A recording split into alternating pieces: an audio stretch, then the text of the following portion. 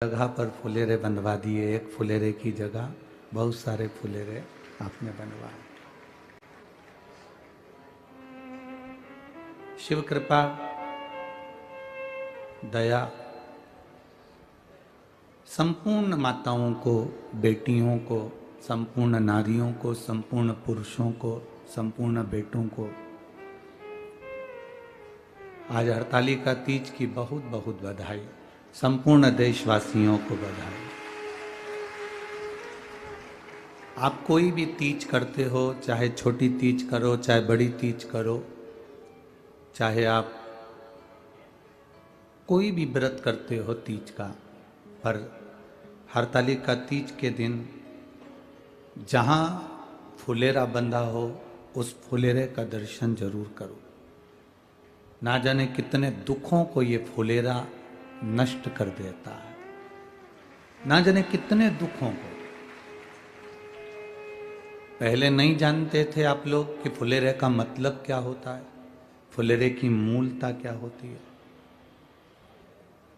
जितने शिवालय हैं, शंकर जी के जितने मंदिर हैं, सब में जिस मंदिर में आप लोग जाते हो, आते हो, मिलते हो, जुलते हो, तो उस मंदिर में भी एक फुलेरा भले अपनी तरफ से बनाकर, छोटा सा, भले बांस की डलिया का, जो डलिया का तुम बना सकते हो उसको बनाकर, अगर डलिया भी नहीं हो तो चार छोटी सी लकड़ी को बांध कर बनाओ, पर शंकर के शिवालय में या घर में, मंदिर में रखना चाहिए। और एक बहुत सुंदर बात शिव महापुराण की कथा कहती है। मान लो आपके यहाँ हरतालिका तीज की पूजन नहीं होती है,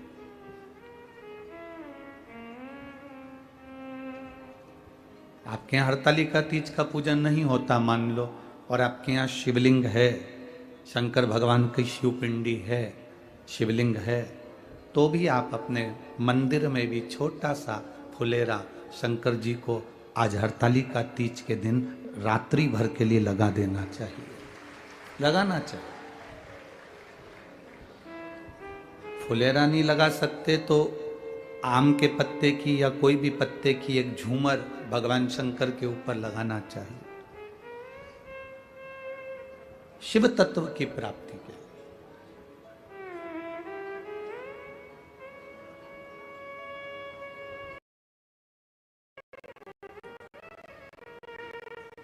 शादी में मंडप की बहुत जरूरत होती है।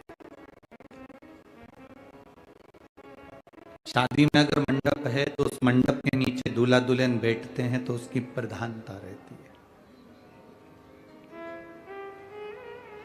हरतालिका तीज के दिन जो फुलेरा होता है, उसकी छत्र छाया में, उसके दर्शन के लिए जो जाता है या जो छत्र छाया में पहुंचता है, उस पर भोले बाबा की संपूर्ण कृपा।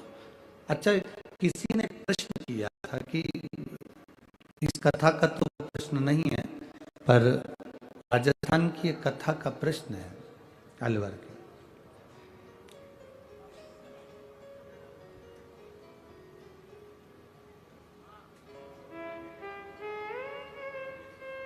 उमा माता ने, सती माता ने, कात्यायनी ने, कुष्मांडा ने, चंद्रघंटा ने, स्कंद माता ने, क्या गुरुजी इन माताओं ने शंकर जी की फुलेरा बांधकर पूजन नहीं करी?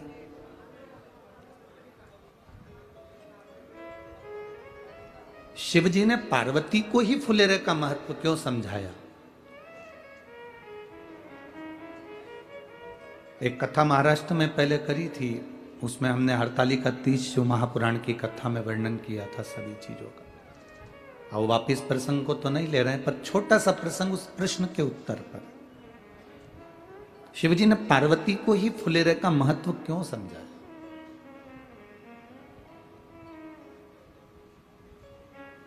देव ऋषि नारद ने जब पार्वती मैया को हिमालय राज की गोदी में देखा था, तब देव ऋषि नारद ने भी पार्वती के कानों में यह कह दिया था कि पार्वती, अगर तुम्हारी ये पुत्री, तुम्हारी ये बेटी शंकर की आराधना करेगी, शिव की भक्ति में डूबेगी और हस्त नक्षत्र पड़ गया, हस्त नक्षत्र की तृतीया अगर पड़ गई और वो तृतीया के दिन अगर इसके ऊपर कोई फूल का झूमर पड़ गया तो तुम्हारी ये कन्या अभी तक सती बनकर जन्मी थी तो प्राण छूट गए थे, उमा बनकर जन्मी थी प्राण छूट गए थे, कात्यायनी बनकर जन्मी थी प्राण छूट गए थे, स्कंदा बनकर जन्मी थी प्राण छूट गए थे। इसको बार बार जन्म लेना पड़ा था। अगर एक बार इस कन्या ने उस फुलेरे के नीचे अगर पूजन कर ली और हस्त नक्षत्र और भद्रपद की तृतीया अगर पड़ गई तो फिर ये पार्वती का कोई दूसरा जन्म नहीं होगा, ये जन्म इसका फिर आखिरी ही होगा। अब आप अंदाजा लगा कर देखिएगा कि पार्वती जी के जन्म के बाद कोई जन्म हुआ क्या? पार्वती को सती बनकर पहले जन्म ली, उमा बनकर जन्म ली, कात्यायनी बनकर जन्म ली, कुष्मांडा बनकर जन्म ली, बार बार फिर जन्म नहीं होता। फिर एक बार शिव की हो गई और शंकर पार्वती की हो गई। फुलेरे का दर्शन का मतलब क्या है कि आपके जिंदगी के जितने दुख हैं, आपके जीवन की जितनी तकलीफ हैं, आपके जीवन के जितने कष्ट हैं, आप देवाधिदेव महादेव के उस फुलेरे के दर्शन कर कर महादेव को प्रदान कर दें और महादेव से उनका आशीर्वाद लेकर पुष्प की सुगंध की तरह वो आशीर्वाद हमारे जीवन को सुखमयता प्रदान करे। भक्ति का बल बड़ा है। शिव कथा कर रही है। आज हरतालिका तीज संपूर्ण भारत देश की ही नहीं, संपूर्ण देश विदेश में विराजमान माताएं शिव जी को राजी करने के लिए, इस पूजन के लिए अपने अपने घर पर आनंद के साथ विराजी हैं। भक्ति को बढ़ाना है, अहंकार को निकाल कर बाहर कर देना। दिवाली आती है तो सबसे पहला काम कौन सा होता है? बोलो जल्दी से, जम के बोलो। सफाई। दिवाली आती है तो सबसे पहला काम कौन सा होता है? घर की सफाई।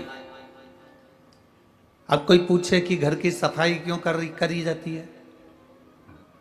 होली आती है तो कभी सफाई नहीं होती, दशहरा आता है तो नहीं होती है, कोई विशेष फंक्शन होता है तो घर की सफाई नहीं होती है, पर दिवाली आती है तो घर की सफाई क्यों, किस लिए? शिव महापुराण की कथा कहती है जब लक्ष्मी घर में आए उससे पहले घर की सफाई कर लेना चाहिए। उसका कारण यह है कि साफ सफाई वाले घर के अंदर लक्ष्मी टिकती है और बहुत दिनों तक रहती है। घर की सफाई कर लेना चाहिए। अब कितनी सुंदर बात हमारे शास्त्रों में, हमारे वेदों में, हमारे पुराणों में कहा गया कि दीपावली आई, लक्ष्मी जी आई तो घर की सबसे पहला काम घर में करा गया, घर की सफाई। आपसे भी निवेदन है, आपके घर में जब लक्ष्मी बढ़ने लगे, दिवाली से मतलब नहीं है, दीपावली से मतलब नहीं है सफाई का। जब तुम्हारे घर में संपदा बढ़ने लगे, तुम्हारा व्यापार चलने लगे, तुम्हारी दुकान चलने लगे, तुम्हारी नौकरी अच्छी तरक्की की हो जाए, तुम्हारा पैकेज बढ़ जाए, खूब तुम कमाने लगो, तो निवेदन है जब लक्ष्मी तुम्हारे घर में आने लगे तो इस दिल की, इस मन की भी सफाई प्रतिदिन करते रहना, जिससे इसमें अहंकार ना जम जाए, इसमें अभिमान ना आ जाए, इसके अंदर अहंकार प्रकट ना हो जाए।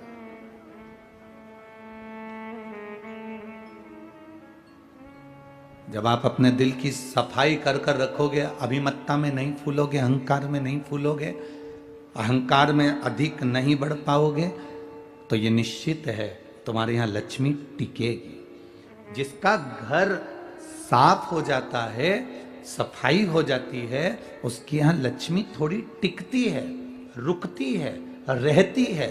आपके भीतर से अहंकार गया, काम गया, लोभ गया, वासना गई, तृष्णा गई, अहंकार गया, तो लक्ष्मी तुम्हारे घर में टिकेगी। और अगर तुम थोड़े बहुत भी अहंकार में फूल गए, मेरा पैसा, मेरी दौलत, मेरी गाड़ी, मेरा बंगला, मेरा वैभव, मेरी सत्ता, तुम मुझे जानते नहीं हो, तुम मुझे पहचानते नहीं हो, जब तुम अहंकार में फूलने लगोगे तो लक्ष्मी फिर टिकती नहीं, फिर लक्ष्मी चली जाती है, वहां टिकेगी नहीं लक्ष्मी। इसलिए दीपावली के पहले का सबसे पहला काम है सफाई करना। सफाई का मतलब ये नहीं है कि घर की सफाई करना, सफाई का मतलब है अपने दिल की सफाई करना, अपने मन की सफाई करना। इसके अंदर अहंकार ना रह जाए, इसके अंदर काम आसक्ति तृष्णा ना रह जाए।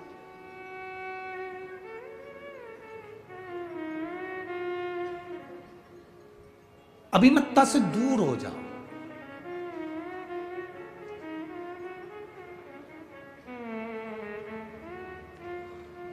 शिव महापुराण की एक बात अपनी जिंदगी में बहुत अच्छे से उतार कर रखी है, जो आपके जिंदगी में, आपके भी जीवन में और हमारे भी जीवन में काम आती है। कभी बहुत बड़े विद्वान मत बनना और बहुत बड़े ज्ञानी मत बनना।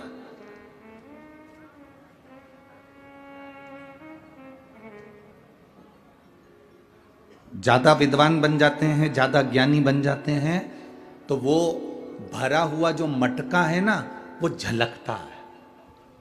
अंदर अगर पात्र के अंदर दूध भरा हुआ है, पात्र के अंदर, बर्तन के अंदर अगर पानी भरा हुआ है तो अलग से हम पानी डालेंगे तो उसमें भराएगा नहीं, बाहर झलक जाएगा। उसमें दूध भराएगा नहीं, झलक जाएगा। उसमें तेल भराएगा नहीं, तेल झलक जाएगा। अगर वो पात्र खाली है, पात्र अगर खाली है तो उसमें जो भरोगे वो भरता चले जाएगा। तो बहुत विद्वान नहीं बनना, बहुत ज्ञानवान नहीं बनना हमको कि मुझे सब आता है, मेरे को सब कथा मालूम है, मेरे को मत सुनाओ, तुम मुझे मत बताओ।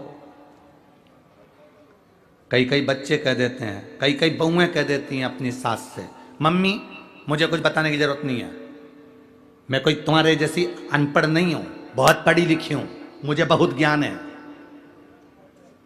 कई बार बेटे कह देते हैं, पापा तुम तुम्हारे लेवल से दुकान चलाते होगे, मुझे मेरे लेवल से चलाना है, मैं सुन नहीं सकता, मुझे सब पता है, मुझे सब ज्ञान है।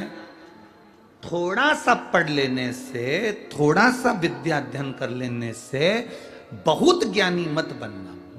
निवेदन है, बहुत ज्ञानी नहीं। 4 इंजीनियर एक आड़ा टेढ़ा पाइप, उस आड़े टेढ़े पाइप में 4 इंजीनियर एक तार को डाल रहे थे और वो इंजीनियर से तार अंदर नहीं गया। एक किसान उन इंजीनियर को देखकर दुखी हो गया। उसने कहा, तुम्हें देख रहा हूं 4 दिन से तुम तार को उसके अंदर डाल रहे हो, आड़ा टेढ़ा पाइप है, इसमें जा नहीं रहा, मैं डाल सकता हूं। चारों इंजीनियरों ने विचार करा, बताओ कैसा मूर्ख है, एक तो किसान, गांव में रहने वाला, अकल तेरे में नहीं, हम 4 बड़े बड़े इंजीनियर, हमारी विद्वत्ता को तू क्या जानेगा, क्या तू इस तार को अंदर डाल सकता है? हाँ डाल दूंगा। एक इंजीनियर का दे दो इसको। उसने कहा, अब भी आया, घर गया, घर के मकान में से एक चूहे को पकड़ लाया, चूहे की पूंछ में तार को बांध दिया, चूहे को अंदर छोड़ दिया, तार बाहर निकल गया, तार बाहर निकल गया। कभी कभी बहुत विद्वत्ता का अभिमान हमको डुबो देता है। रावण में और हनुमान जी में एक बहुत बड़ा अंतर था। रावण कौन था? आज भी लोग कहते हैं रावण बहुत विद्वान था। बोलो सही है कि गलत है? अरे जम के तो बोलो। रावण के लिए जो भी बोलेगा तो एक बात बोलेगा कि रावण बड़ा विद्वान था, पर हनुमान जी के लिए कोई नहीं बोलेगा कि हनुमान जी विद्वान थे। हनुमान जी के लिए लोग कहते हैं विद्यावान गुणी अति चातुर। क्या बोलते हैं? बोलो जम के बोलो जरा। विद्यावान गुणी अति चातुर। हनुमान जी को विद्वान नहीं कहा, हनुमान जी को विद्यावान कहा। विद्वान जो होता है वो जगत में डोंडी पीटता रहता है, मुझे सब आता है, मुझे सब मालूम है, मुझे सब अक्ल है, तुम लोग नहीं जान सकते, हम लंकेश हैं, हम लंकेश है, यह विद्वत्ता। और विद्यावान क्या होता है? जब लंका में भी प्रवेश करता है तो मशक समान रूप धरकर प्रवेश कर जाता है।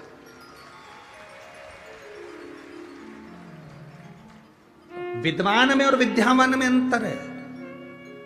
विद्वान झुकना पसंद नहीं करता, विद्वान छोटा बनना पसंद नहीं करता, और विद्यावान बहुत छोटा होकर अपना काम निकालकर आगे बढ़ता चले जाता है, वो विद्यावान होता है।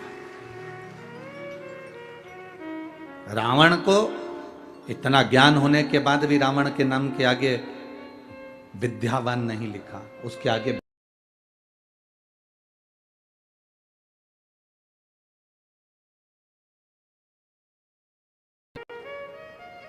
पर विद्यावान संबोधन से संबोधित नहीं किया उसको।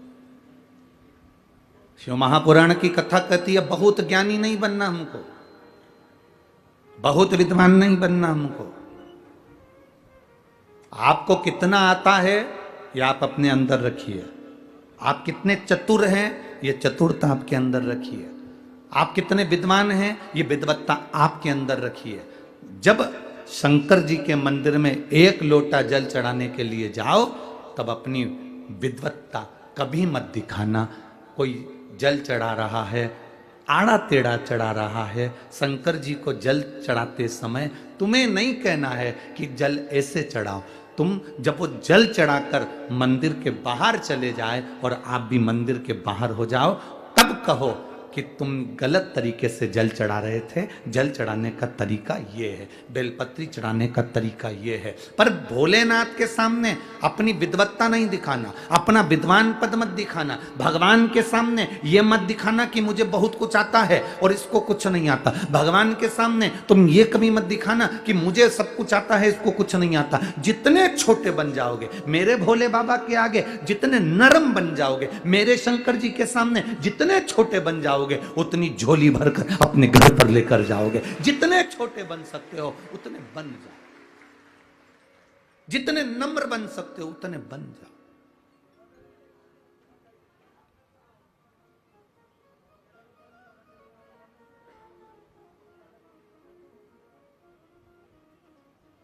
वो ब्राह्मण की बेटी, बालक ने आकर उससे लड्डू मंगा पर उसने नहीं दिया। अब उसकी नम्रता देखिए, उस बेटी की विद्या देखिए। मैं तुमको लड्डू नहीं दूंगी। क्यों नहीं दोगी? क्योंकि तुम गणेश नहीं हो।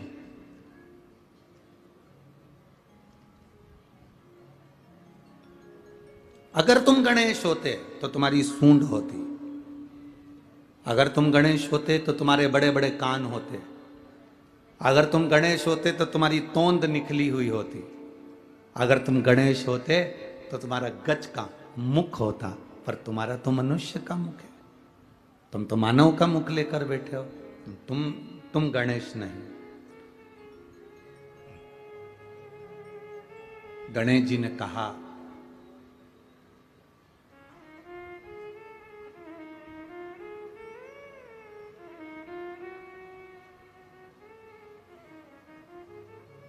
मैं तुझे क्या सबूत दूं कि मैं गणेश हूं? सबूत क्या दिया जाए कि मैं गणेश हूं?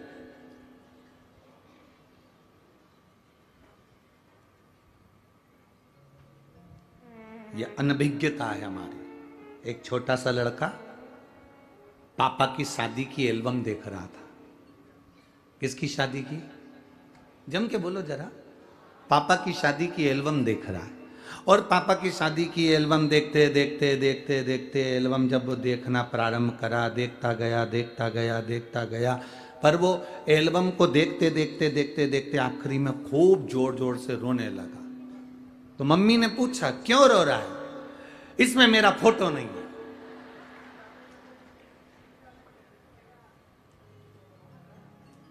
मां उसको समझाए कि तू पैदा ही नहीं हुआ था रे, इस फोटो में कहां से तू होगा? ऐसे संसार के कई लोग हैं।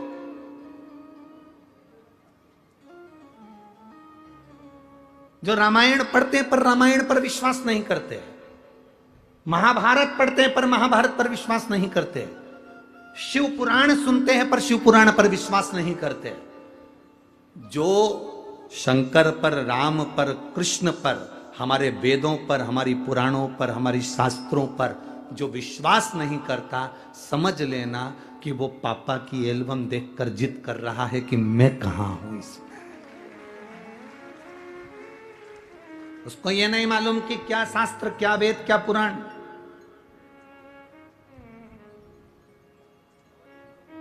आप लोग अगर रोज रोज मंदिर, तो अब लोग समझदार हो गए तो आप लोग किसी के सुनते नहीं हो। नहीं तो पहले जब शुरू शुरू में आपने शिव महापुराण की कथा सुनना चालू करी होगी और मंदिर जाना चालू करा होगा तो बहुत सारे लोग तुमको अकल देने वाले मिले होंगे। क्यों जाती हो, क्यों चक्कर में पड़ी हो बस सियोर वाला महाराज के, क्यों मंदिर जाती हो, क्या होगा बेलपत्र चढ़ाने से, क्या होगा फुलेरे का दर्शन करने से, क्या होगा धतूरा चढ़ाने से, क्या होगा वृक्ष की पत्ती शिव का श्रृंगार करने से। पहले लोग कहेंगे तुमको।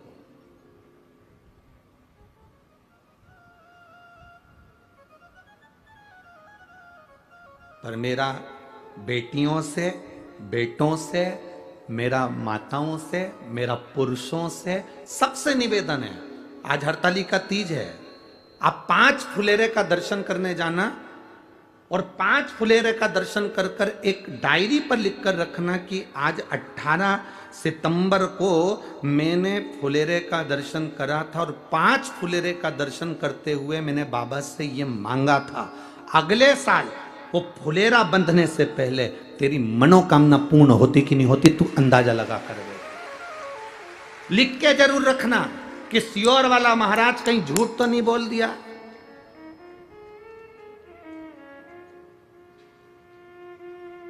मैंने जो मांगा था वो दिया कि नहीं दिया। एक बेटी ने एक पत्र लिखा, मेरा नाम अनीता खुटेटा, पत्नी श्री ओम प्रकाश खुटेटा है, मैं राहटनी पुणे की रहने वाली हूं, पुणे की रहने वाली। मूलतः मैं बसवा राजस्थान की निवासी हूं। कहीं बैठी हो तो हाथ हिला सकती हैं, अगर कहीं बैठी हो तो हाथ हिला सकती हैं। मेरा नाम अनीता खुटेटा, पत्नी श्री ओम प्रकाश खुटेटा, मैं राहटानी पुणे की रहने वाली हूँ। मूलतः मैं बसवा राजस्थान की निवासी हूँ। कहीं बैठी हो तो हाथ हिला सकती हैं। शिव कृपा का मैं क्या व्याख्यान करूँ गुरुदेव? आप हमारे साथ में पत्र को एलईडी पर पढ़ सकते हैं और टीवी पर आस्था चैनल के माध्यम से पढ़ सकते हैं। शिव कृपा का मैं क्या व्याख्यान करूँ गुरुजी? मेरी पुत्री जो कि पिछले 10 वर्षों से राजकीय सेवा में अध्यापिका के पद के लिए प्रयास कर रही थी, सरकारी नौकरी के लिए प्रयास कर रही थी, पर 10 साल से उसको कोई फायदा नहीं हुआ, कुछ अंकों से असफल रह जाती थी। उसका विवाह 2009 में हुआ था। अभी कौन सा चल रहा है? कितना साल हो गया?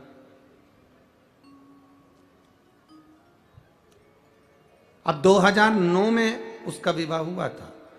तब से 2009 से वो प्रयास करती रही कि मेरी नौकरी लग जाए, नौकरी लग जाए, नौकरी लग जाए, पर नौकरी नहीं लगी गुरुदेव। आखिरी में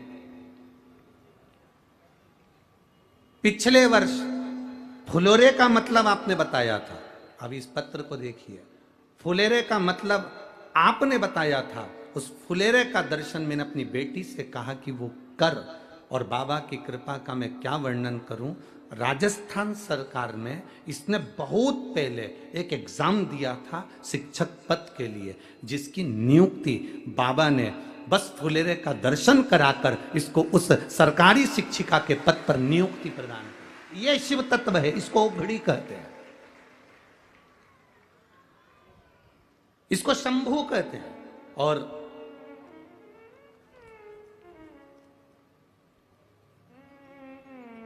एक पत्र में उन्होंने एक और चीज लिखी है।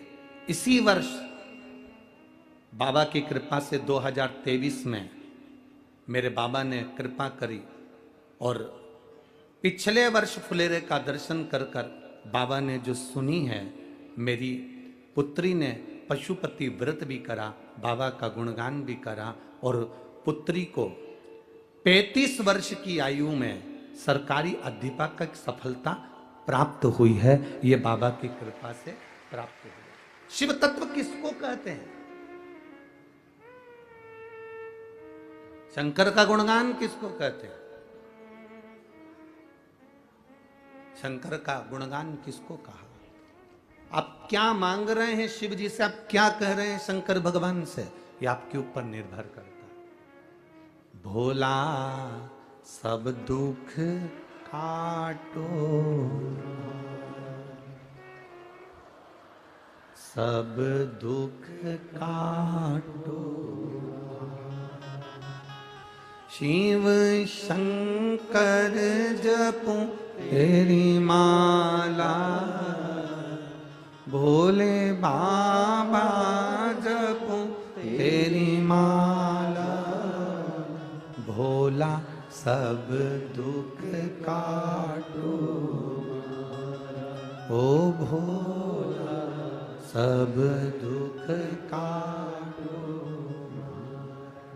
आप जाएं, हम तो बेटों से भी कहेंगे, हम पुरुषों से भी कहेंगे कि शर्म ना करें। किसी मंदिरों में अगर फुलेरा बंधा हो तो वहां जाएं, घरों में बंधा हो तो पूछ कर घर के अंदर दर्शन करने जाएं। अपने दिल की बात हाथ जोड़कर बाबा से हृदय के साथ कह कर आए, बाबा आप सुनोगे मेरी बात, आप स्वीकार। शिव तत्व है।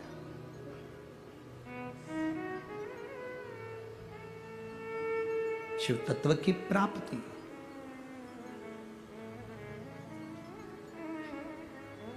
एक फुलेरा दूज का धतूरा सुना है ना कथा में? शिवरात्रि के बाद जो फुलेरा दूज आती है, फुलेरा दूज का धतूरा उसमें, और एक शिव हरताली का तीज का फुलेरा। ये बहुत एक फुलेरा दूज के धतूरे का भी एक संवाद बड़ा सुंदर है, देखिए।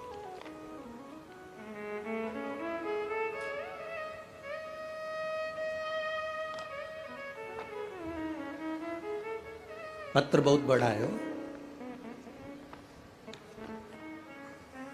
द्वारका, नागरगोजे, पुणे, हड़पसर महाराष्ट्र से हूं। कहीं बैठी हो तो हाथ हिला सकती हैं। जहां कहीं बैठी हो हाथ हिला सकती हैं। जहां भी बैठी हो, द्वारका, नागरगोजे, पुणे, हड़पसर महाराष्ट्र, कहीं बैठी हैं क्या? कहीं बैठी हो तो हाथ हिला सकती हैं। द्वारका, नागरगोजे, पुणे, हड़पसर से हूं। आप पत्र अपने एलईडी पर आस्था चैनल पर पढ़िएगा। बाबा जी, कल भी मैंने आपको पत्र लिखा था लेकिन आपने पढ़ा नहीं। जब तक आप पढ़ोगे नहीं तब तक लिखती रहूंगी। बाबा जी, पिछले 12 साल से मेरी पीठ में और गर्दन के अंदर, गले के अंदर 2 गठान थी। बहुत त्रासदी थी। हॉस्पिटल में जांच कराई, डॉक्टर को बताया, और श्रीदी हॉस्पिटल के अंदर जब डॉक्टर को दिखाया तो उन्होंने कहा तुम्हारे पीठ में भी और गले के अंदर भी बड़ी गठान हो गई है, उसका ऑपरेशन जरूरी है, उसको निकालना पड़ेगा। मैं बहुत टेंशन में रहती थी गुरुदेव। अब रात रात भर रोती रहती। फिर एक सहेली ने मुझे आपके बारे में बताया। फिर मैंने आपकी YouTube पे कथा सुनना चालू किया। फिर आपने जो धतूरे का वर्णन बताया था फुलेरा दूज का, वो धतूरे का स्मरण करा। शिवरात्रि के दिन 7वां धतूरे का स्मरण शिवरात्रि के बाद जो आपने बताया वो किया। और बाबा की कृपा का मैं क्या गुणगान करूं गुरुदेव। मेरी पीठ की गांठ और गले की जो गठान थी उसके ऑपरेशन के लिए मुझे तारीख निकाली गई, और उस तारीख को मैं चेक कराने के लिए वापस गई तो डॉक्टर ने कहा ये कैसे हो सकता है, जिसका ऑपरेशन करना था वो गठान गल चुकी है। मैं बाबा को प्रणाम करने हड़पसर से। अगर कहीं बैठी हो तो अपने दोनों हाथ हिला सकती है। आई हुई है? अच्छा, उधर हैं क्या? ठीक है, टीवी चैनल पर अगर वो दिख जाएं तो देख लेंगे, नहीं तो एलईडी वाले अपने कैमरे से कवर कर सकते। बधाई आपको, आपका स्वास्थ्य बाबा ठीक रखे। दोनों हाथ उठाकर एक बार हर हर। शिव तत्व इसको कहता है। बैठो बहन, बैठ जाइए। शिव की भक्ति इसी को कहते हैं। एक शिवरात्रि के बाद आने वाली फुलेरा दूज, कौन सी दूज? फुलेरा दूज। और एक हरतारी का तीज का फुलेरा। इसके महत्व को जिस दिन तुम जान गए उस दिन सुख पा गए, सुख पा गए। लोग हंसेंगे, और देखो दुनिया के लोगों का काम है हंसना, वो तो हंसते रहेंगे। लोग ताना भी देंगे, तुम सीहोर वाले महाराज का कहना मानते ही क्यों? लोग अपशब्द भी कहेंगे, पर आग लगे बस्ती में अपन रहो मस्ती में। ये तो दुनिया के लोग कहते कुछ हैं और करते कुछ हैं। अब कहने को तो लोग कितना प्रेम से कहते हैं, कितना भाव से कहते हैं कि महिला घर की इज्जत होती है। बोलो, बोलते कि नहीं बोलते? अरे बोलो जम के जरा, बोलते कि नहीं बोलते? कहने वाले कहते हैं कि महिलाएं घर की इज्जत होती है, महिला घर की इज्जत होती है। पर मेरा निवेदन है, जो कह रहे हैं कि महिला घर की इज्जत होती है, उनसे निवेदन है कि आप उस महिला अगर घर की इज्जत होती है तो उसको इज्जत देते क्यों नहीं हो?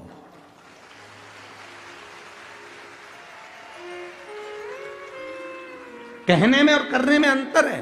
कहने वाला तो कह देता है कि महिलाएं घर की इज्जत होती हैं, महिलाएं घर की इज्जत होती हैं, तो तुम कह तो रहे हो, पर अपने घर की महिला को इज्जत देना सीखो, अपने घर की महिला को आदर देना सीखो।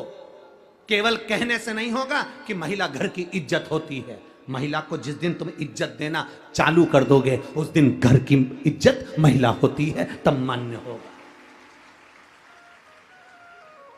ये तो दुनिया के लोग कुछ भी कहते फिरेंगे, इनका इनका इनका कोई वर्णन नहीं है। कहते कुछ है, होता कुछ है, कहते कुछ है, करते कुछ है। बोलने को बोल दिया कि महिलाएं घर की इज्जत होती है, पर इज्जत दो तो। इज्जत देने से महिला इज्जतदार बनेगी। आप इज्जत दोगे?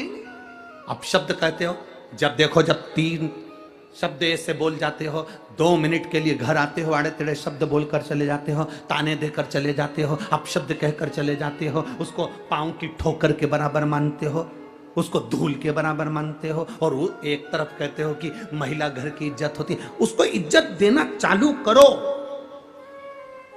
उसको सम्मान देना चालू करो। और जो सम्मान, जो इज्जत मेरे महादेव ने नारी को दी है, जो इज्जत, जो सम्मान मेरे भोले बाबा ने स्त्री को दिया है, जो इज्जत, जो सम्मान मेरे शंकर भगवान ने स्त्री को, नारी को दिया, ऐसा सम्मान दुनिया में कोई नहीं दे सकता। मेरे भोले बाबा जो दिए वो सम्मान कोई स्त्री को नहीं दे सकता। कौन दे सकता है? शंकर भगवान का शिवलिंग जमीन पर,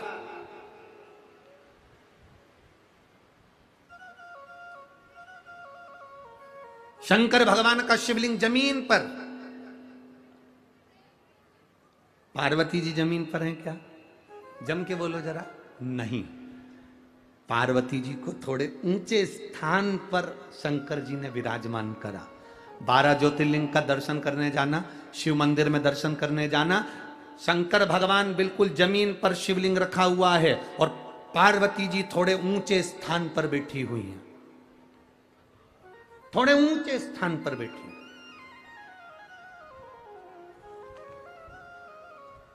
जितना आदर मेरे देव अधिदेव महादेव ने स्त्री का करा है, जितना आदर मेरे देव अधिदेव महादेव ने नारी का करा है, इसीलिए तो सबसे ज्यादा संख्या में शंकर भगवान की पूजन करती कौन है?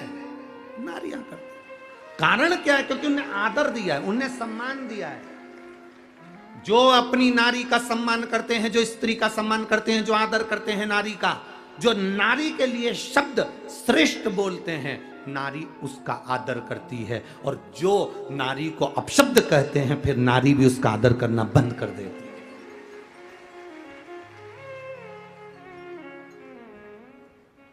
कई लोग हमसे भी कहते हैं तुम्हारी कथा में सबसे ज्यादा स्त्रियां जाती हैं, सबसे ज्यादा महिलाएं जाती हैं।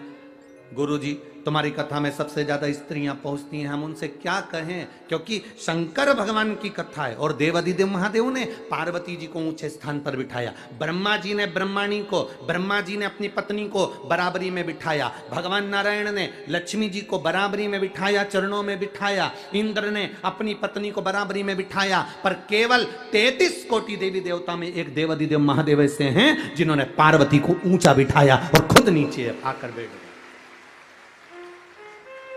स्त्री का आदर करिए, नारी घर की इज्जत होती है, तो मेरा निवेदन है उस नारी की इज्जत करना प्रारंभ करिए। करो आप इज्जत। आप इज्जत करोगे, आदर करोगे, सम्मान करोगे। और देखो कई लोग कहते हैं गुरुजी आप जानते नहीं हो मेरी पत्नी को। आप तो कह देते हो व्यासपीठ से, पर आप मेरी पत्नी को नहीं जानते।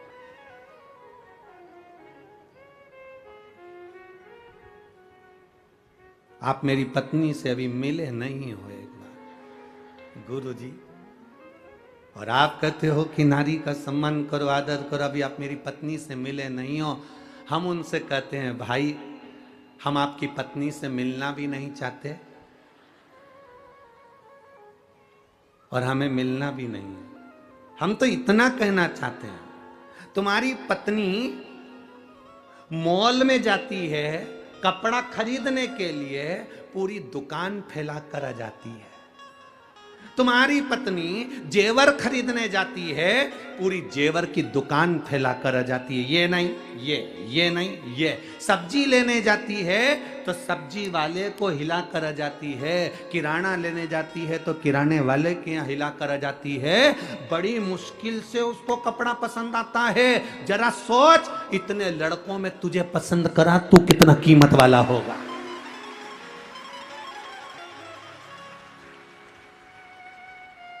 और तू कह रहा है कि मेरी पत्नी से भी मिले नहीं हो। अरे तेरे जैसे हीरे को देख लिया बहुत।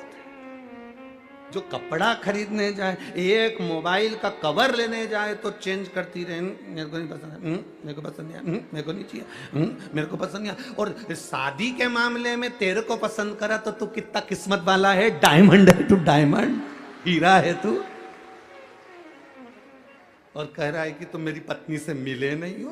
क्या करूं मिलके, है क्या करना मिलके। अब तुझे देख लिया ना, बस उसकी पसंद इतनी अच्छी है, उससे समझ में आ गया कि कितनी अच्छी है, बस बहुत है। और कि तुम मिले नहीं हो, तुम तो कह देते हो नारी का सम्मान करो, आदर करो। शंकर भगवान पार्वती जी का करे, करना चाहिए, करो।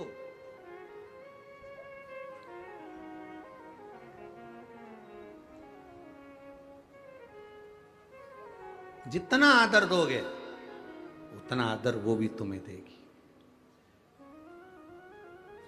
शिव कथा कहती है शंकर भगवान ने पार्वती जी को ऊंचे स्थान पर बिठाया।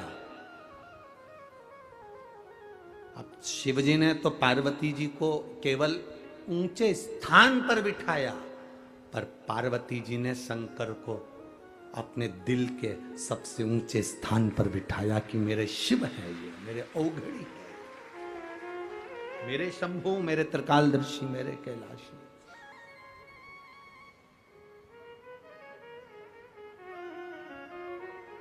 आप आदर ही करना नहीं जानते तो फिर क्या आदर होगा। किसी को फूल दीजिए तो आपको भी फूल देगा।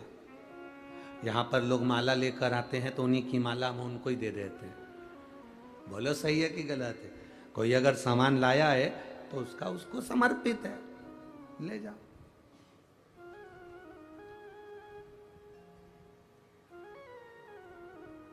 फूल दिया तो फूल दे दिया, बेलपत्र दी बेलपत्र दे दिया, माला दी माला दे दी, वस्त्र दिया वस्त्र दे दिया, जो दिया उसको वापिस वही मिला। आपने अपनी पत्नी को आदर दिया तो लिख कर रख लेना, तेरी पत्नी भी तुझे आदर देना प्रारंभ कर देगी। सम्मान देना पड़ेगा, पहले देना है फिर लेना है। दुनिया के लोग पहले देते नहीं है, लेने की आशा ज्यादा पड़ जाती है। सास को लगता है मेरी बहू मेरा सम्मान करे, तो मेरी सासुओं से निवेदन है बहू का सम्मान तुम चालू कर दो। हमें लेने की आदत ज्यादा है, हमारी आदत इतनी बुरी हो गई ना कि हम लेना जानते हैं पर देना नहीं जानते। मेरी बहन राखी पे राखी बांधने आएगी तो अपने भतीजों के लिए कौन कौन से कपड़े लेके आएगी। अब आशा लगी है कि बहन आ रही है, ननंद आ रही है तो वो हमारे लिए कुछ लाए, ननंद आ रही है, बहन आ रही है तो भतीजों के लिए कपड़े लाए, बहन आ रही है, ननंद आ रही है तो हमारे लिए कुछ लेकर आए। बल्कि आस ये होना चाहिए कि जीजी तू आए तो कुछ लेकर मत आना, बाबा ने हमको इतना सामर्थ्यवान बनाया है कि हम तुझे देकर भेजेंगे। बाबा ने हमको इतना सामर्थ्यवान बनाया है कि हम तुझे देकर भेजेंगे, तू लेकर मत आना जीजी, यहां पर सब है। आदत तुमने ऐसी बना ली कि बस तुम्हें लेने की आदत हो गई, देने की नहीं हुई। और मेरा निवेदन है सासुओं से भी, मेरा निवेदन है बहुओं से भी, मेरा निवेदन है पतियों से भी, मेरा निवेदन है पत्नियों से भी, मेरा निवेदन है भाई और भाभियों से भी, मेरा निवेदन है जीजी और जीजाओं से भी कि तुम दूसरे को सम्मान देने की आदत डाल लो, तुम्हें सम्मान मिलना प्रारंभ हो जाएगा। तुम दो तो पहले, तुम प्रदान तो करो पहले, तुम दे ही नहीं रहे हो और लेने की आदत डाल ली तुमने कि मुझे कोई दे दे, मुझे सम्मान दे दे, मुझे आदर दे दे, मुझे सत्कार कर दे। तुम मीठी वाणी बोलकर सम्मान देना प्रारंभ करिए, वो मीठी वाणी बोलकर तुम्हें आदर देना प्रारंभ कर देगा।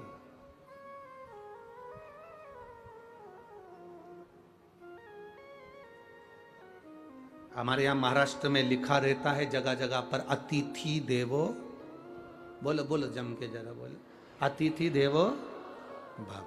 कौन सा अतिथि?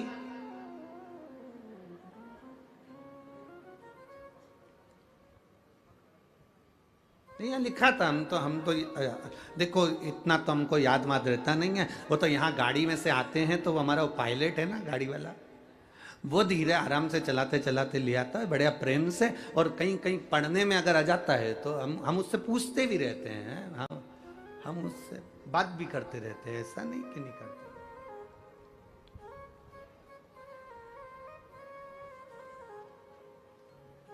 अब वो हमने उससे पूछा क्यों रे पुणे में कल बहुत गर्दी थी, तो हमने उससे पूछा कि इसको मराठी में बोल। तो हमने उससे बोला कि हम बोल रहे थे उसको, हमारी भाषा में गलत हो सकता है कि सकाली गर्दी जास्ती आहे, तो हम ऐसा उसको बोल रहे थे। तो वो बोला गुरुजी तुम्हें कभी मराठी नहीं आ सकती। हमने कहा हो ए भाऊ तेरे को आती ना, तो क्या चांगली सब आते। हमने ठीक है बढ़िया, पर तेरे को आती ना, बाकी अपनी मराठी तो ये कथा वाले समझ जाते, बस इनको समझ में आ जाए ना बस बहुत है। अब वहां लिखा था एक जगह पर अतिथि देवो भव। अतिथि कौन सा अतिथि? दो तरह के अतिथि होते हैं, दो तरह के मेहमान होते हैं। एक मेहमान वो होता है जो मन देखकर आता है, और दूसरा मेहमान वो होता है जो तुम्हारा मकान देखकर आता है।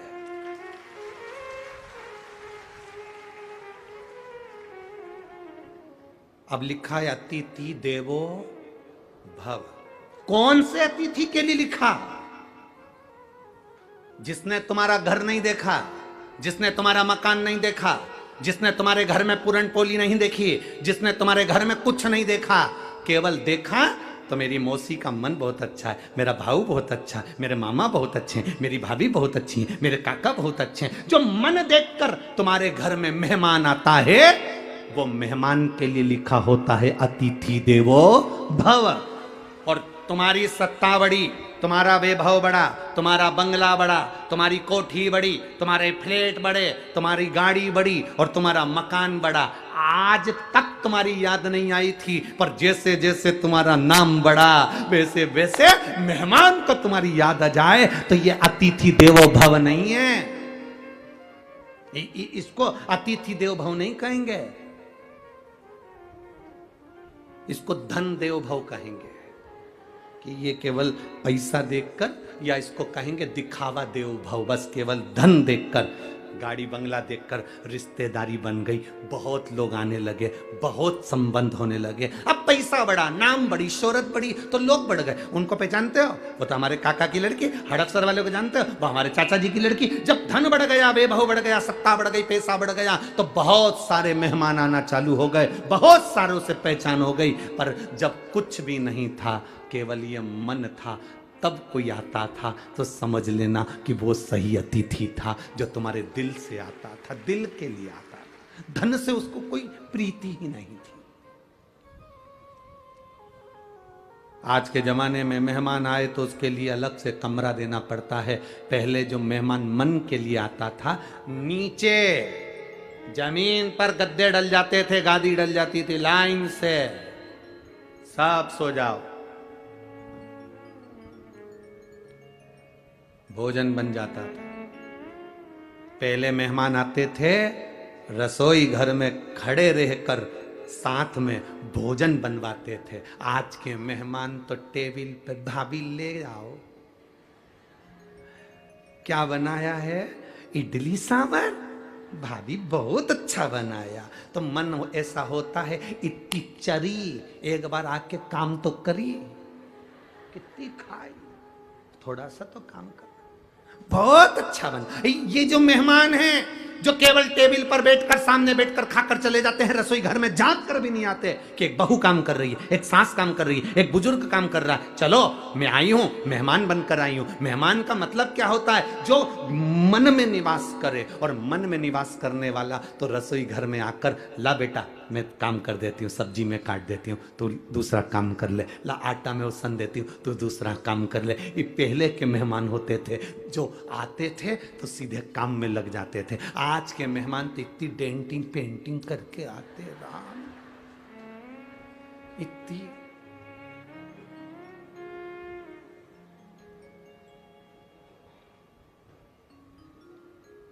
इनको तो हंसने की भी फुर्सत नहीं रहती, ज्यादा हंस दे तो दांत में लिपस्टिक चिपक जाए, तो हंस भी नहीं सकते। अब इन मेहमान से क्या असर रखो। अब कह रहे अतिथि देवो भव, तो जहां कहीं भी लिखा हो अतिथि देवो भव, तो समझ लेना ये मन वाले के लिए लिखा है, मकान वालों के लिए नहीं। जो मकान देख कर आते हैं वो मेहमान नहीं हो सकते, जो मन देख कर आया वो मेहमान है, वो हमारे लिए अतिथि परमात्मा के तुल्य है, देव के तुल्य है।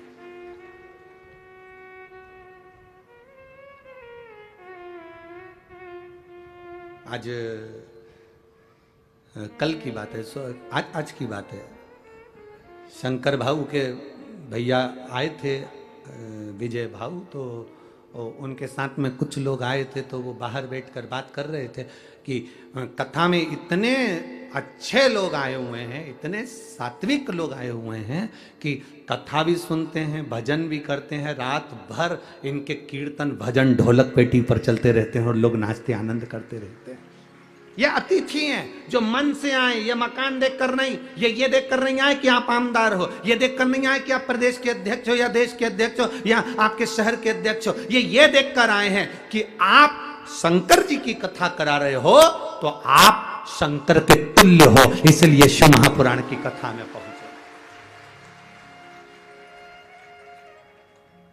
ये शिव के तुल्य मानकर आपको कथा करवाने वाला शंकर, कथा सुनने वाला शंकर, कथा करने वाला भी शंकर ही है। हम तो केवल एक निमित्त।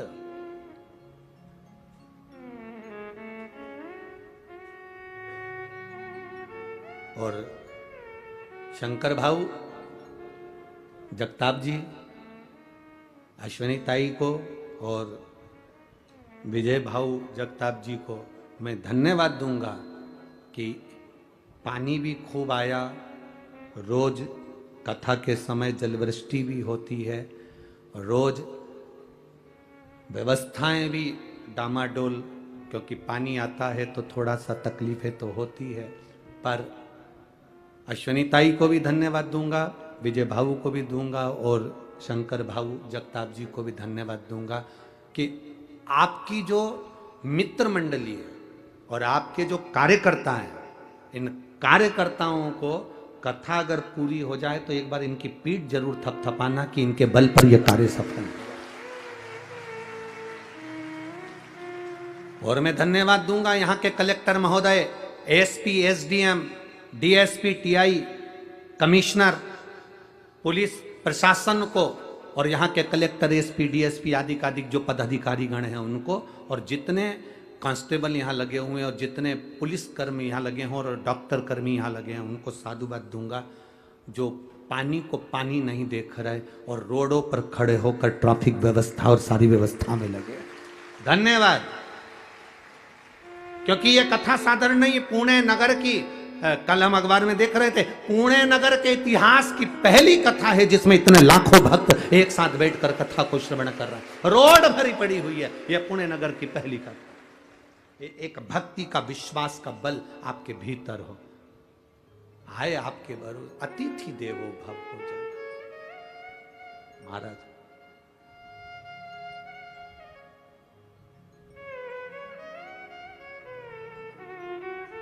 कहा, बेटी ने कहा कि मुझे गणेश जी को मैं लड्डू दूंगी पर तुझे नहीं दूंगी, मैं तुझे नहीं दूंगी। मैं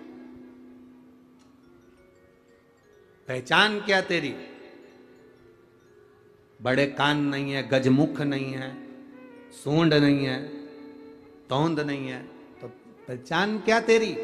मैं तुझको लड्डू नहीं दूंगी। आखिरी में बालक वहां से ओझल हो गया। पूरा रात्रि बेटी अकेली उस जंगल में रही और गणेश जी जब पहुंचे तो शिव जी ने पूछा, क्या तू उस बेटी के हाथ का लड्डू खाकर आया? नहीं, उसने मुझे दिया नहीं, उसने मुझे नहीं दिया। शंकर का जो भक्त होता है, शिव का जो भक्त होता है, भगवान का जो भक्त होता है, इतनी जल्दी डोलता नहीं है। उसको पूर्ण भरोसा चाहिए, विश्वास, दृढ़ता उसके भीतर होना चाहिए। विश्वास पूर्ण हो। यहां कोई ऐसे एक पत्र आया है,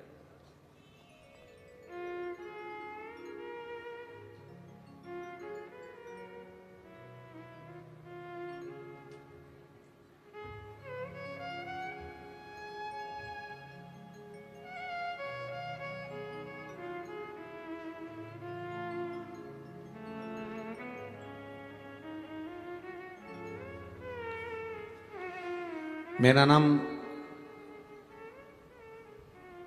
स्वप्नजा अमोल कुसकर है। मैं पुणे लोह गांव से हूँ। कहीं बैठी हो तो हाथ हिला सकती हैं, अगर कहीं बैठी हो तो हाथ हिला सकती हैं। मैं पुणे लोह गांव से हूँ। गुरुदेव, शादी के कई साल हुए, संतान का सुख नहीं हो पा रहा था। बच्चा अगर ठहरता था तो वो वापिस गिर जाता था, संतान का सुख नहीं हुआ। तब हमने डॉक्टर को दिखाया तो डॉक्टर ने कहा कि तुम्हारे गर्भाशय में गांठ है, उस गांठ के कारण तुम्हें संतान का सुख नहीं होगा। कहीं बैठी हो तो हाथ हिला सकती हैं आप ही हैं। बच्चा आया है साथ में, गोदी में ले लो उसको।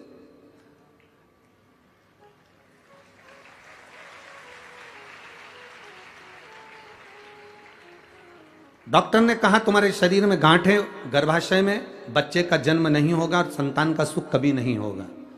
जब तक गर्भाशय की गांठ का ऑपरेशन नहीं हो जाता, संतान का सुख नहीं होगा। बड़े टेंशन में हो गए। समय आया, मेरी सास ने कहा कि तुम शिव पुराण सुनो, बाबा सब अच्छा करेगा। और मेरा गर्भ भी ठहरा गुरुदेव, शरीर में गांठ भी रही। डॉक्टर कहते रहे कि ये गांठ के कारण तुम्हारे यहाँ संतान नहीं होगी, पर मेरे बाबा ने मुझ पर कृपा करी और वो गांठ होने के बाद भी मेरे शिव जी ने मेरे गर्भाशय से एक बेटे को जन्म दिया। मैं उसको लेकर कथा मंडप में आई हूं। बाबा की कृपा। उसको थोड़ा सा ऊंचा कर दो, बालक को थोड़ा सा गोदी में ऊंचा कर दो। श्री शिवाय नमस्तुभ्यम। रख लीजिए, बैठिए। साधुवाद, बधाई। ये शिव कृपा ही है। आपने एक लाइन बड़ी अच्छी लिखी है, लुटा दिया भंडार काशी वाले ने, कर दिया माला माल काशी वाले। शिव तत्व की प्राप्ति, बैठो बहन बैठो, शिव तत्व की प्राप्ति इसी को कहते हैं। शंकर की उदारता इसी को कहते हैं। आपका भरोसा इसी को कहते हैं। वो कैसे मिलेगा? आपने आपकी सासू की बात पर विश्वास करा और शिव महापुराण की कथा को टीवी पर सुना, टीवी पर सुनकर विश्वास कर कर फिर गर्भ धारण हुआ, तो ये भरोसा हो गया कि अब देगा तो मेरा महादेव देगा, दूसरा कोई नहीं दे सकता। ये विश्वास दृढ़ हो गया, पक्का हो गया। और विश्वास ही तो दृढ़ करना है, भरोसा ही तो पक्का करना है। हमारा विश्वास ही पक्का नहीं हो, हमारा भरोसा ही पक्का नहीं हो, तो हम कैसे भगवत तत्व को प्राप्त कर सकते हैं? यहां कई लोग आए होंगे, उनका विश्वास पक्का होना चाहिए। मैं कथा सुनने गई हूं, मैंने 7 दिन की शिव महापुराण की कथा, अष्टविनायक शिव महापुराण की कथा पुणे नगर में सांगवी में सुनी है। शंकर भाऊ उस कथा को कराए हैं, मैंने सुना उस कथा को, और मेरा विश्वास करता है अगली कथा कहीं पर भी होगी तो मेरा पत्र जरूर पहुंचेगा, ये निश्चित है। ये विश्वास के बल पर पहुंचता है। भरोसा होगा तो परमात्मा मिलेगा, भरोसा ही नहीं होगा तो परमात्मा कैसे मिलेगा? खाली ना जाता कोई दर से तुम्हारे, खाली ना जाता कोई दर से तुम्हारे, मैं भी खड़ी हूँ नन्ही बाहें पसारे, अपने हृदय लगा लो, गिरा जा रहा हूँ, उठा लो, भोले अपने दर से अब तो न टालो, गिरी जा रही हूँ, उठा करो विनती, वो खाली नहीं भेजता। आज हरतालिका तीज के दिन कथा सुन रहे हो, ये बाबा का फुलेरा शिव महापुराण के ऊपर लगा है। आप उस फुलेरे की छत्र छाया में बैठे हो, कुछ ना कुछ तो बाबा देकर भेजेगा, खाली कैसे भेज सकता है? कैसे भेजेगा? विश्वास दृढ़ करिए, भरोसा पक्का करिए, वो आएगा, देगा, निश्चित है। कह दिया लड़की ने, मैं तुम्हें लड्डू नहीं, गणेश जी कह रहे भगवान शिव जी से, उसने मुझे नहीं दिया। अब गणेश जी को गुस्सा आया, गणेश जी ने कहा पिताजी से, बासी रोटी का लड्डू है और नाटक कितना कर रही है, मोतीचूर का होता तो बात दूसरी थी।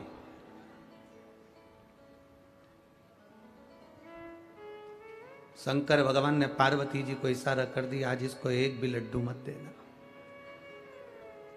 आज गणेश जी को लड्डू नहीं मिलना। मां के पास में श्री गणेश जी महाराज पहुंच कर कहते हैं, मां भूख लगी है, मोदक देना, लड्डू देना।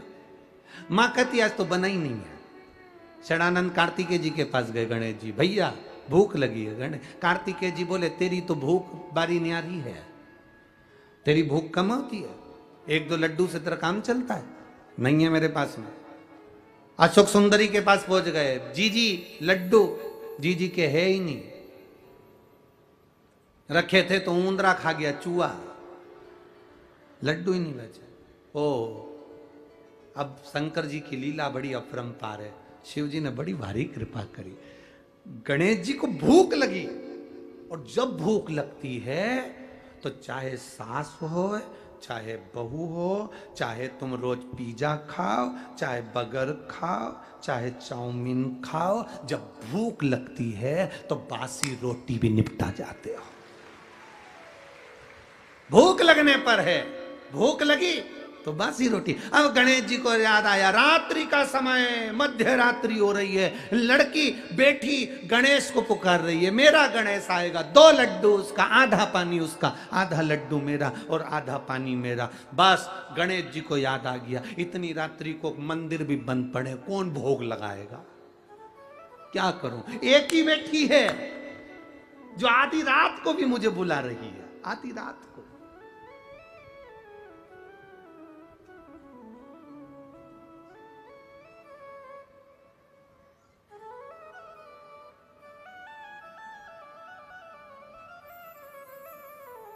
आज कोई पूछ रहा था, गुरुजी कल गणेश जी बिठाने का समय क्या है?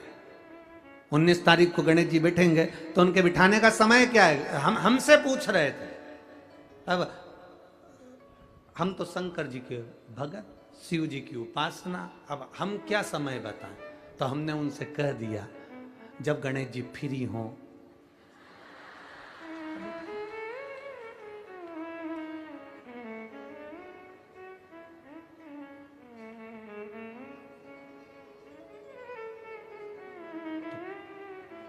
तो उन्होंने पूछा गणेश जी फ्री कब रहते हैं? तो हमने कहा अब ये तुम्हारे ऊपर, हमको तो मालूम भी नहीं, हम तो अपॉइंटमेंट लिए भी नहीं उनसे, तो तुम्हें ज्यादा स्मरण हो। तो किन लगे आप शंकर जी की कथा करते हो, आपको नहीं मालूम कि गणेश जी कब फ्री रहते हैं? हमने कहा गणेश जी फ्री रहने का केवल एक समय होता है, एक टाइम होता है, एक पल होता है, एक घड़ी होती है कि गणेश जी महाराज हमारे घर में आ गए।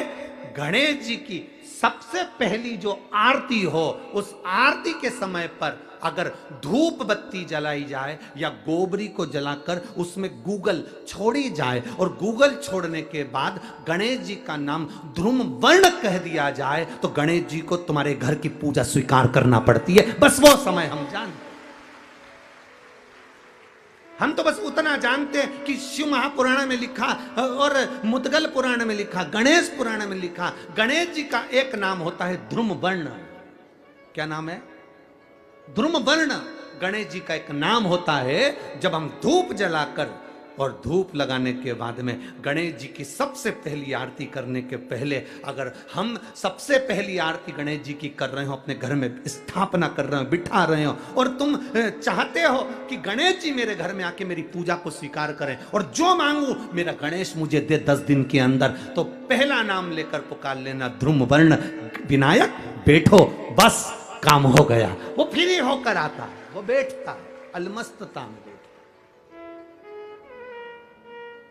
अब वो हमसे पूछे समय क्या है? हमने कहा देखो हमारे को तो मालूम नहीं, बस इतना जरूर जानते हैं कि ध्रुम वर्ण नाम के मेरे विनायक, जो जिनके शरीर से भक्तों के ताप मिटाने के लिए अग्नि तेज निकलता रहता है, जिनके शरीर से धुएं की भांति अग्नि प्रकट होती रहती है।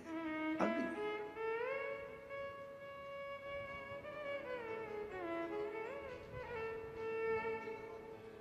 हम तो उनको पहचानते हैं जो दुनिया के ताप मिटाने के लिए प्रगटा, उनके शरीर से अग्नि धुआं तेज पुंज प्रकट हुआ।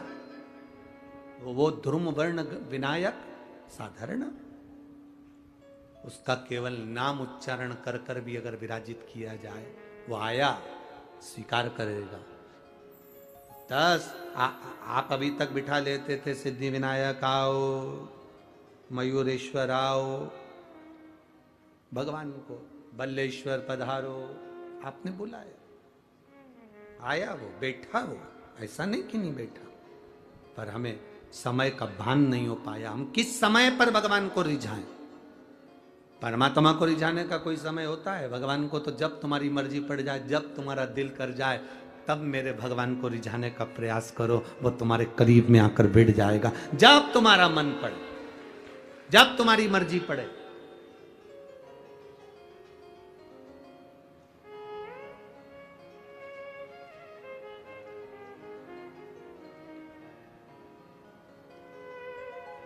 शिव महापुराण की कथा कहती है।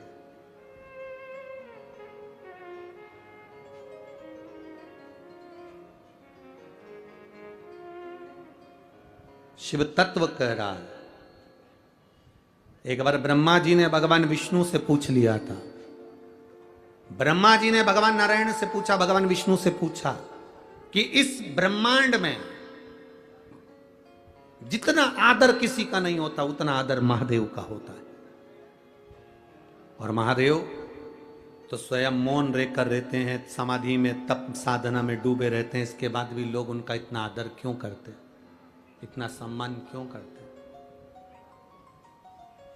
ब्रह्मा जी कहते हैं हम इतना देते हैं, भगवान नारायण इतना देते हैं, इंद्र इतना देते, वो इतना देते, वो इतना देते। शंकर भगवान कुछ नहीं देते। शिव जी तो केवल समय समय पर प्रदान करते हैं, इसके बाद भी उनका इतना आदर क्यों है?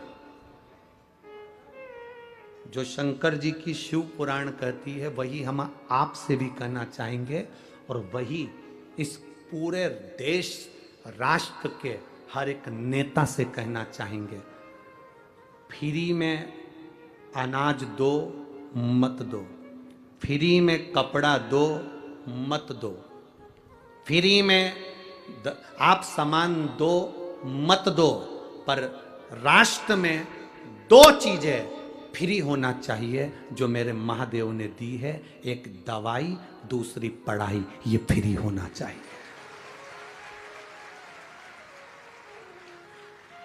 खाना फ्री दोगे कि नहीं दोगे उससे मतलब नहीं है, कपड़ा फ्री दोगे कि नहीं दोगे मतलब नहीं है। जितने राष्ट्र के राजनेता हैं, और ये शब्द पुणे की इस धरा से केंद्र तक पहुंचना चाहिए कि खाना फ्री मिले चाहे ना मिले, कपड़ा फ्री मिले चाहे ना मिले, पर दवाई और पढ़ाई ये तो फ्री होना चाहिए।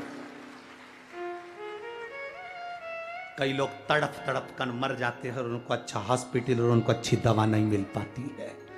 गरीब बड़ा तड़पता रहता है। कई लोग पढ़ने की आस लेकर बड़े बड़े शहर में जाते हैं, पर अच्छा कॉलेज, अच्छा स्कूल नहीं मिल पाता क्योंकि पैसा नहीं होता।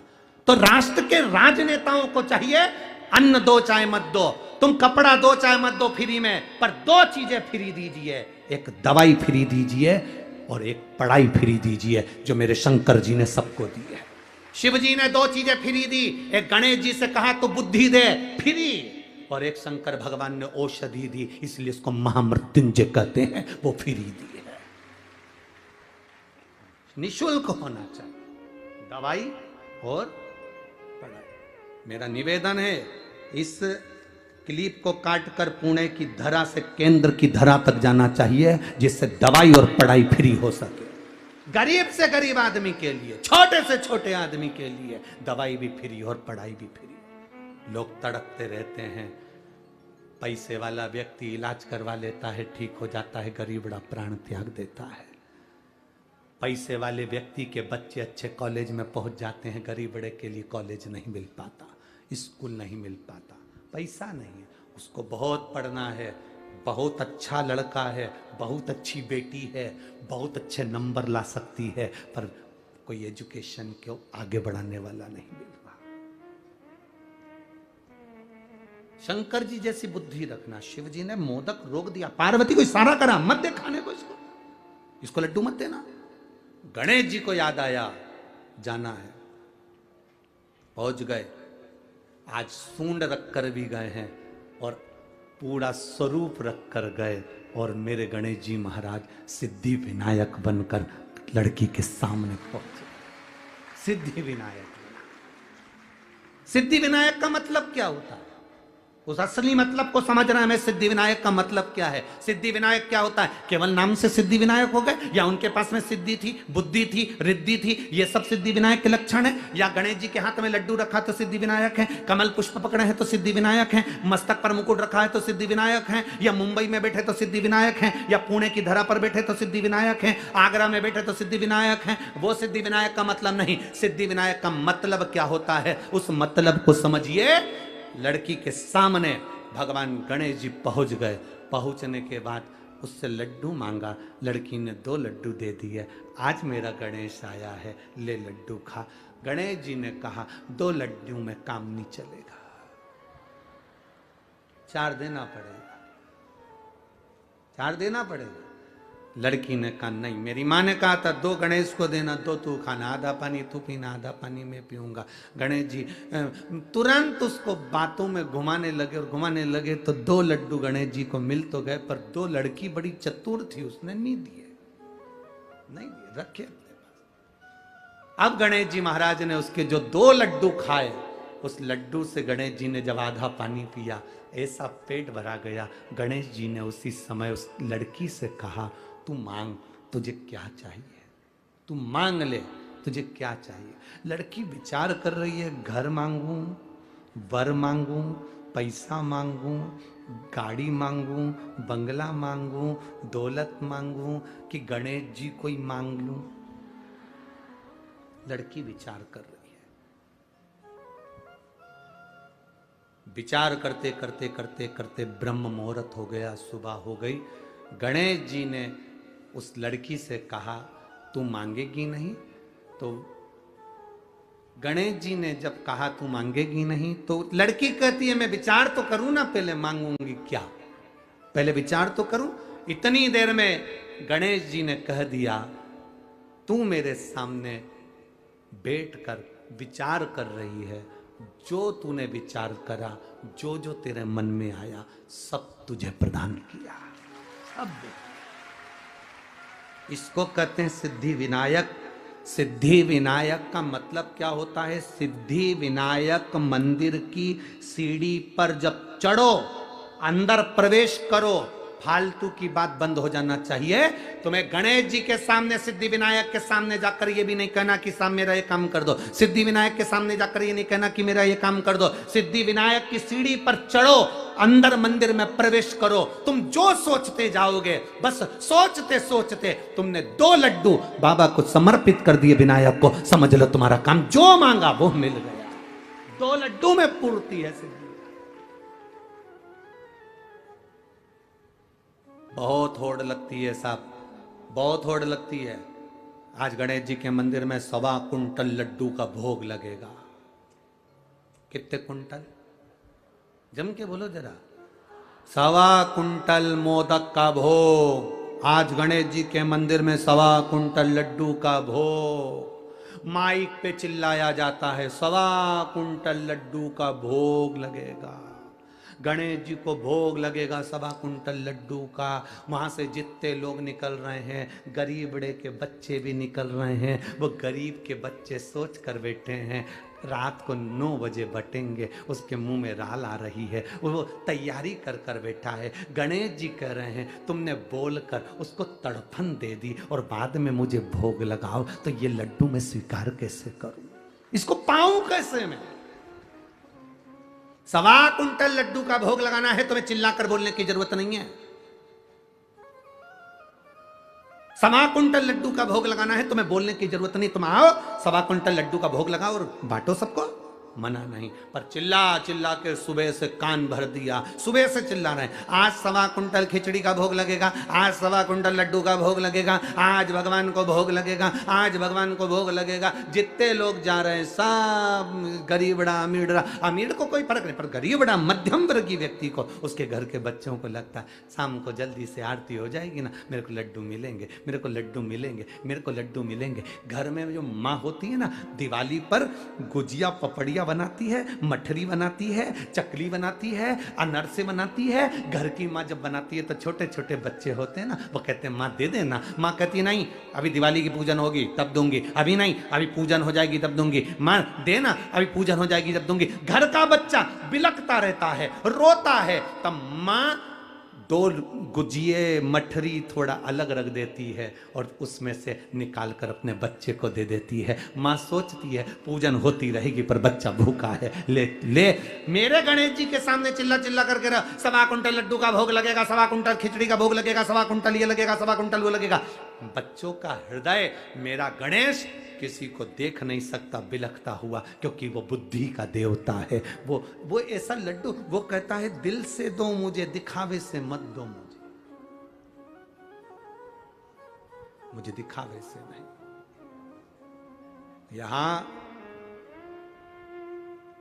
इस पावन पंडाल में, पुणे की इस धरा पर कई लोग रात्रि में आकर भोजन बांट रहे हैं, कई लोग बिस्कुट बांट रहे हैं, कई लोग पानी की बोतल बांट रहे हैं, कई कोल्ड ड्रिंक बांट रहे हैं, कोई बिस्कुट बांट रहा है, कोई कुछ बांट रहा है, कोई कुछ भोजन बना कर ले आया, कोई हलवा बना कर ले आया। यहाँ पूरे पंडाल में प्रतिदिन चाहे कथा के समय चाहे रात्रि के समय लोग आकर खिला रहे हैं। वो एक बार भी अनाउंसमेंट नहीं करवाते कि हमने ये बांटा। इसीलिए भोलेनाथ 3 महीने में 4 गुना दे देता है।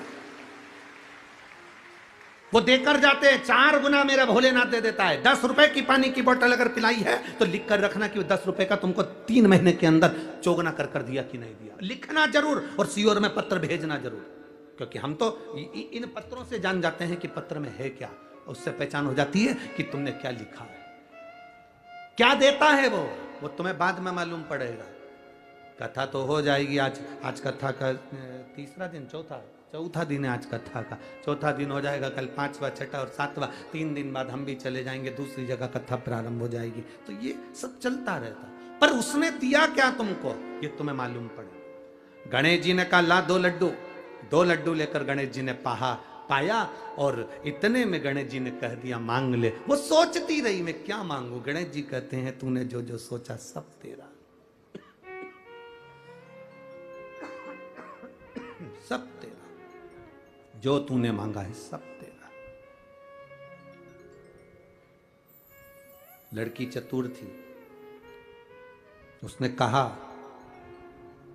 मैंने जो मांगा वो सब मेरा है, पर आखिरी में एक और चीज मांगी थी, याद है तुमको?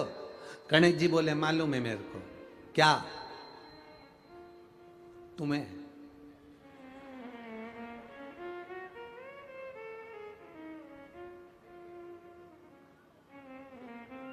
वो कहते हैं ना, और क्या दूं मैं तुमको, दिल के सिवाय तुमको हमारी उम्र लग जाए। लड़की ने कहा सब मिले ना मिले, बस एक काम करो, हे गणेश जी तुम इसी जगह पर विराजमान हो जाओ। सिद्ध टेक पे सिद्ध सुंदर सिद्धि विनायक के रूप में मेरे गणेश जी महाराज विराजमान हो। गणेश जी विराजमान। सुन बेटी, तूने मुझे यहां पर विराजमान करा है। संसार का जो मनुष्य इस सिद्ध टेकरी पर आएगा और सिद्धि विनायक का दर्शन करेगा, केवल गांव में प्रवेश करते से उसके मन में भी जो चलेगा, तेरे को वचन देता हूं, उसकी झोली उसके मन में आने से ही मैं भर दूंगा, कहने की जरूरत नहीं पड़ेगी। सिद्धता है, सिद्धता।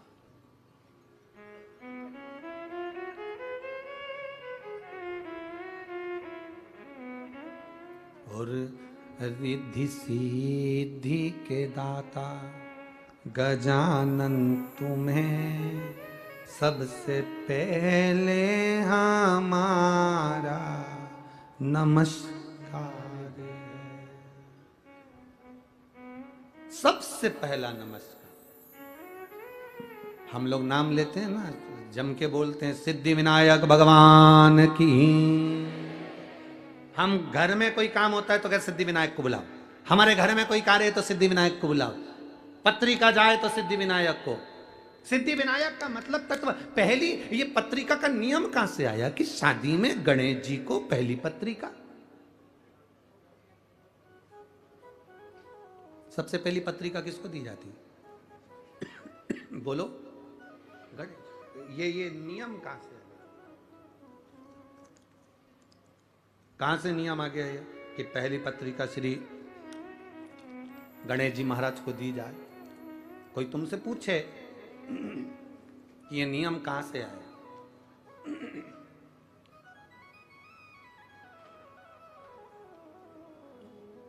कोई आपसे पूछे तो उसका उत्तर आपको देना है कि सबसे पहली पत्रिका गणेश जी के पास क्यों जाती है, कारण क्या है।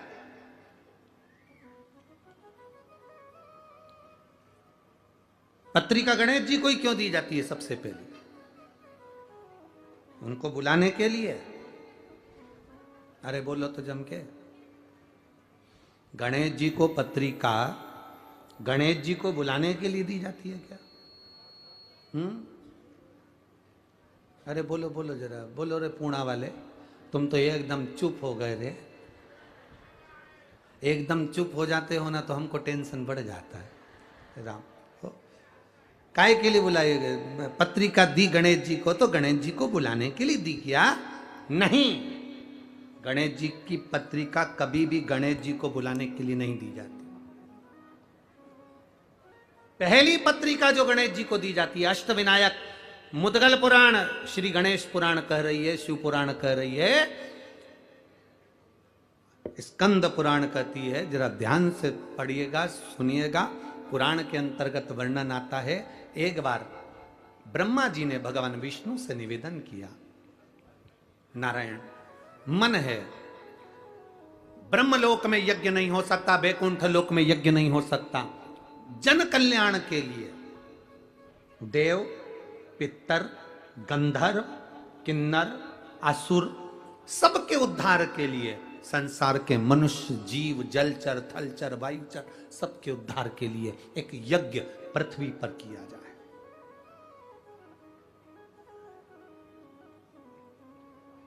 एक यज्ञ पृथ्वी पर होना चाहिए, यज्ञ करा जाए।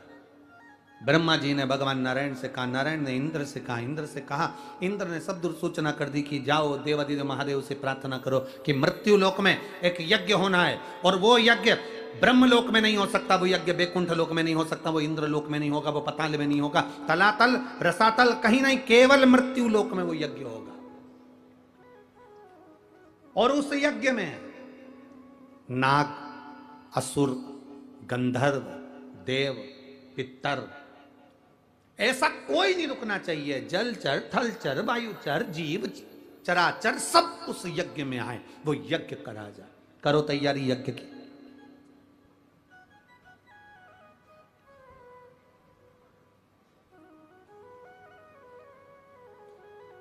अब भगवान तो भगवान, सबके पास में देवादिदेव महादेव तो नेत्र बनकर बैठे हुए थे, सब उनके पास में जाएं तो क्या हो?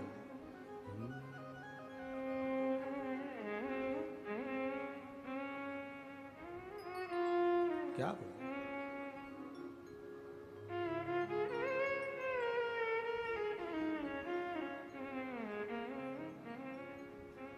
कभी फुर्सत हो तो डमरू धरे, निर्धन के घर भी जो रूखा सूखा दिया हमें उसका भी भोग। कभी फुर्सत हो तो डमरू धर, निर्धन के घर भी जो दिया है। कहा शिव जी से,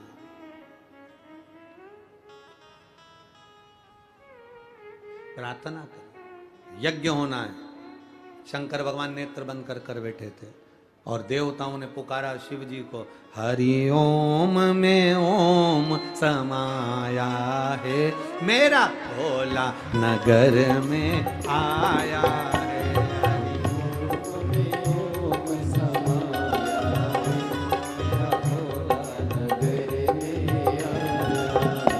हरि ओम में ओम समाया है, मेरा भोला नगर में आया है।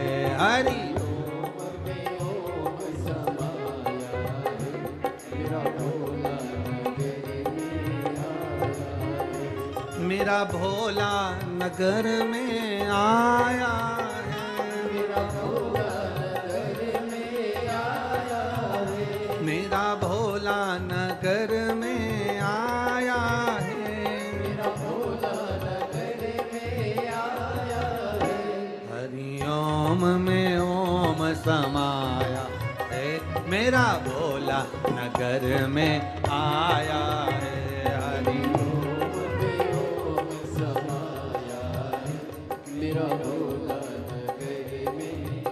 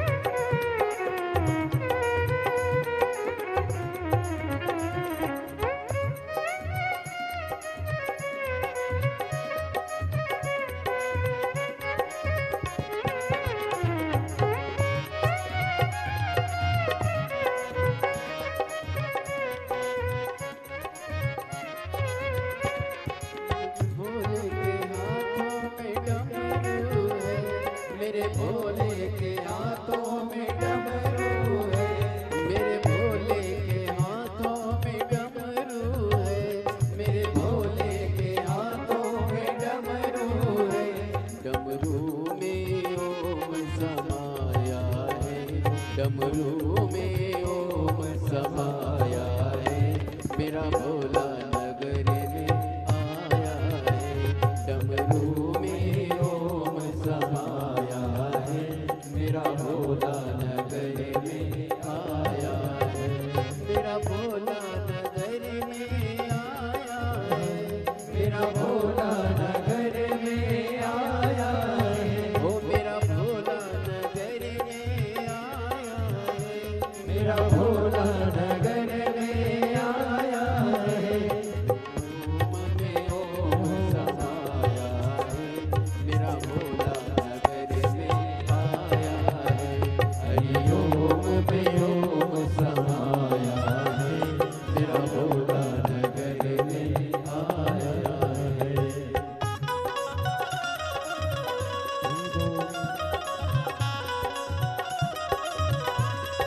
जय हो।